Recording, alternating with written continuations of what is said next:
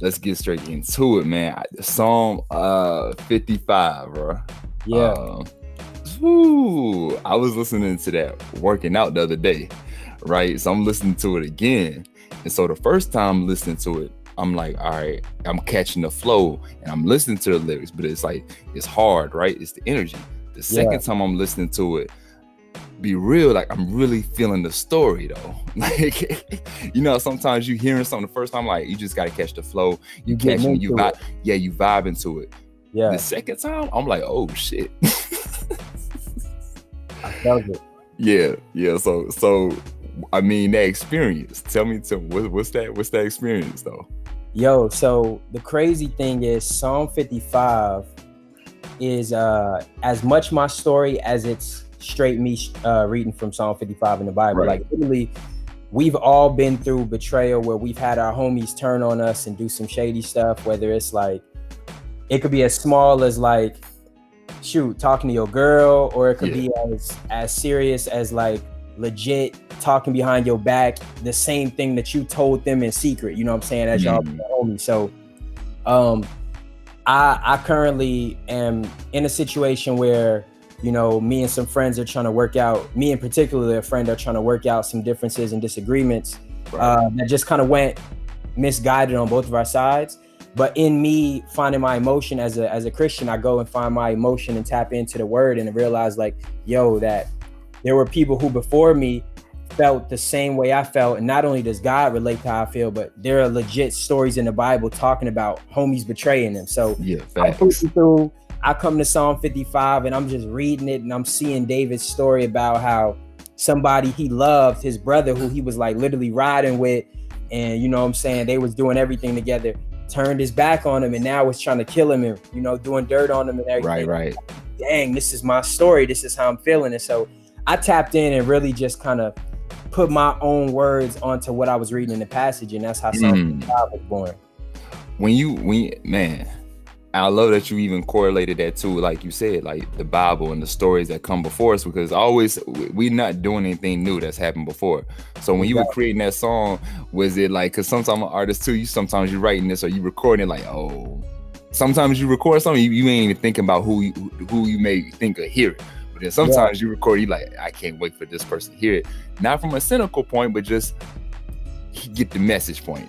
Was that So going through you? was I having a person in mind to hear it? Yeah. Absolutely. Absolutely. I think good art always comes from a real place. Okay. When you're thinking about somebody who you like, dang, they need to hear this. You know what I'm saying? Yeah.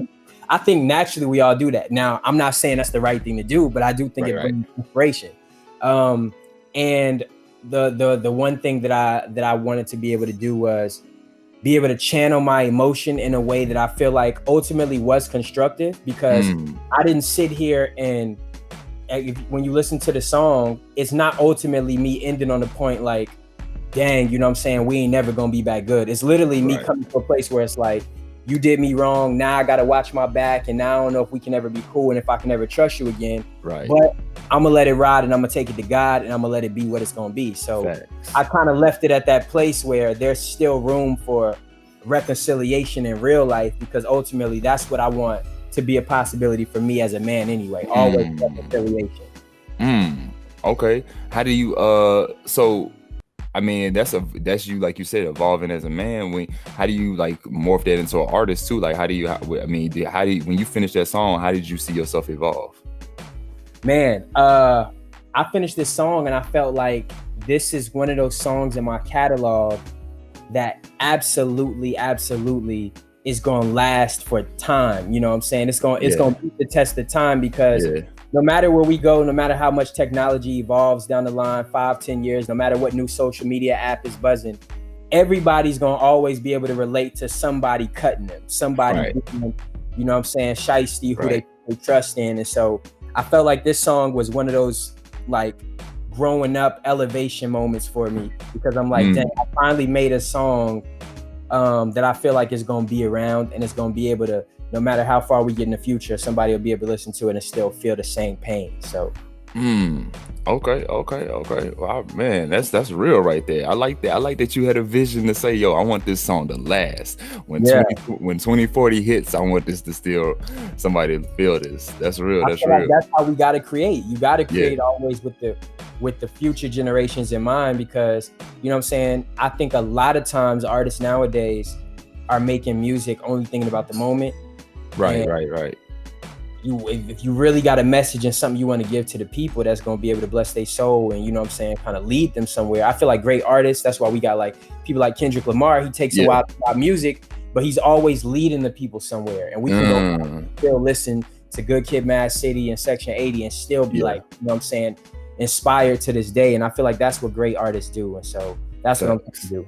Facts. Is this now you finishing up an album? Is this coming out on, or what's how's that coming out? So right now, this was just a single. Okay. Because I'm in the process of creating my next album, but I'm so particular with my sound, and I try to make sure that my journey as a man and as a person who's always growing is fully fleshed out in my music.